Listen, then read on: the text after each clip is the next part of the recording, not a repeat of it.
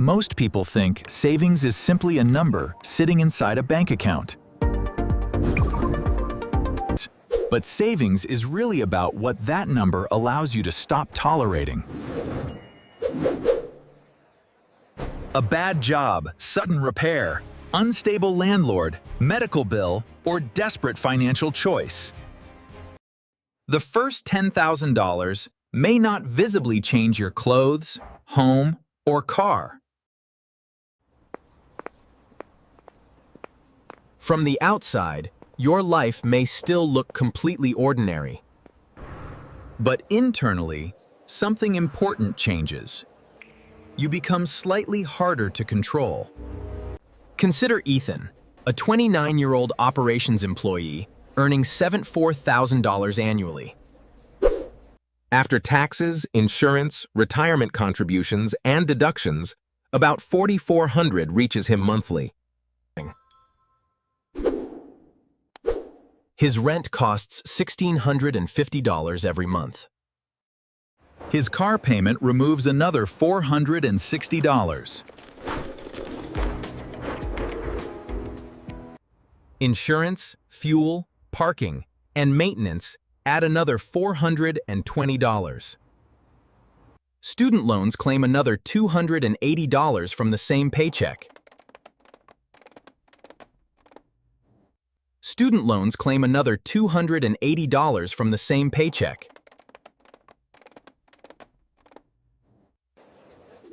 Ethan earns a respectable salary, but he begins with almost no real savings. At zero savings, nothing serious must happen before financial stress begins. A damaged tire, dental bill, higher electricity payment, or broken laptop can be enough. Every unexpected cost becomes a negotiation about what can wait or go onto credit. At zero savings, every small disruption has power over your behavior. You may work while sick because missing income is financially impossible. You may remain in a bad apartment because moving requires deposits and fees. I need you to finish this by end of the day. But sir, that's impossible. No excuses, Ethan. Just get it done. The rent's due, remember? Savings does not initially make you rich. It makes you less fragile.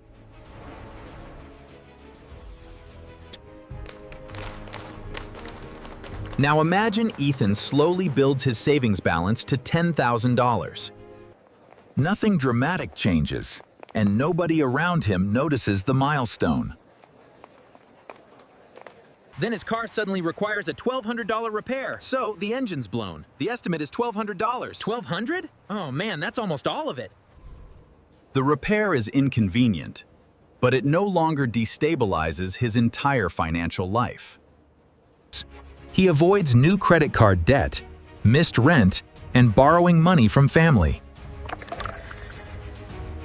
At $10,000, ordinary emergencies begin losing much of their power.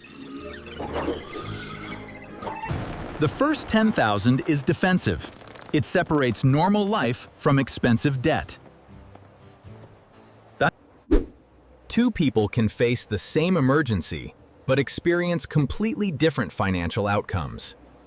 One may still be paying interest 2 years after the emergency ended. The other person is simply rebuilding savings without interest, working against them. Now Ethan reaches $25,000, and savings begins changing employment decisions. Suppose his workplace becomes unhealthy, unreasonable, and increasingly difficult to tolerate. With no savings, leaving would feel impossible, even if staying caused serious stress. At $25,000, Ethan may have several months of essential expenses available. And that money gives him time to search carefully instead of accepting the first offer. It gives him time to retrain, negotiate, and leave before everything is perfectly arranged. At this level, savings begins functioning like personal negotiating power. Workers without a financial cushion are easier to pressure because they cannot risk unemployment. A savings account never enters the meeting, but it changes how the meeting feels. I know things look different, but with my finances in order, I'm confident about my future here. At $50,000, savings begins creating broader and more deliberate life options. He may relocate, pursue education, or take a lower-paying job with stronger potential. He may start a business carefully instead of launching one from financial desperation. He may help a parent without destroying his own financial stability. $50,000 does not create retirement, but it creates meaningful optionality. Optionality means choosing among several acceptable paths instead of being forced into one. Two people can earn identical salaries while having completely different levels of freedom. At $100,000, investment growth begins becoming visible and psychologically meaningful. A 7% return on $10,000 is only $700. The same 7% return on $100,000 is $7,000. That can cover rent, repair, or retirement contributions. The account has reached a scale where percentage growth begins feeling like real money. Starting from $100,000, monthly investing can push the balance beyond $300,000. Potential, not guaranteed. At this stage, growth is no longer driven only by Ethan's new contributions. The existing money begins doing a meaningful part of the financial work. This changes how a $5,000 lifestyle upgrade feels. Considering the impact on future growth, the decision becomes much clearer. The expense is no longer only $5,000. It also removes future growth. At $250,000, capital begins resembling a small secondary income stream. A 4% annual withdrawal would equal roughly $10,000 per year, covering groceries, utilities, insurance, or part of housing. That does not replace a salary, but it can cover meaningful recurring expenses.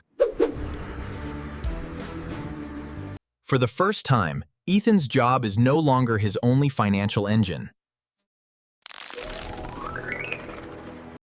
He still needs work, but he becomes less dependent on one employer. At $500,000, the role of work begins changing much more noticeably. A 4% withdrawal equals about $20,000 annually before taxes and market variation. This income covers major essential costs. That may cover housing, essential expenses, or much of a lower-cost lifestyle. It is not enough for everyone to retire, especially in expensive cities. Automatic retirement, crossed out, but you can still work with greater flexibility. But Ethan may choose a calmer job, reduced hours, or time away for family. At this stage, savings begins purchasing time rather than only protection. I can choose how to spend it. Time is often the final product people are actually trying to buy.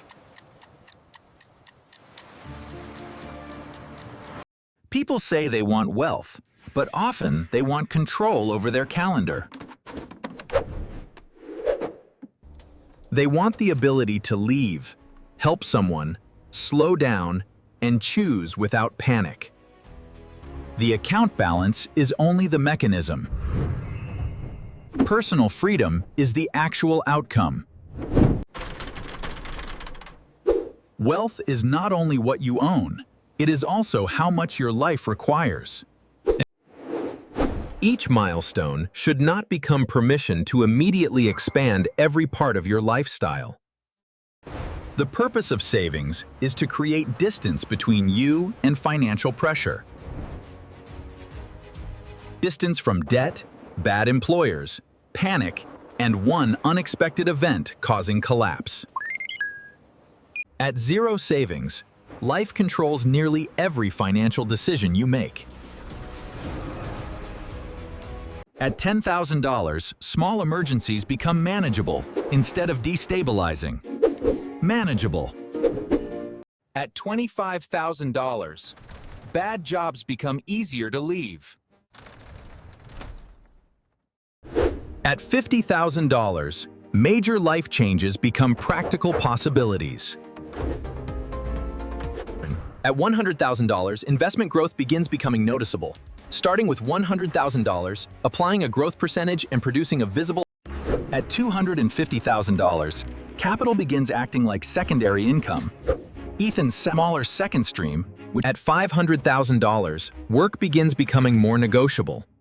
Ethan chooses work rather than being trapped by it. The visible difference between these stages may remain surprisingly small. He may still drive the same car, wear ordinary clothes, and live normally. Nothing about his appearance necessarily reveals the balance hidden behind it. It's only when the surface is moved that the savings. Behind the ordinary life is a growing ability to say no. Stop. I'm safe now, and this isn't my problem anymore. No to bad debt, unreasonable work, panic decisions, and total paycheck dependence. That is what every additional layer of savings actually changes. Not how wealthy you look, but how difficult you become to financially control. Financial control.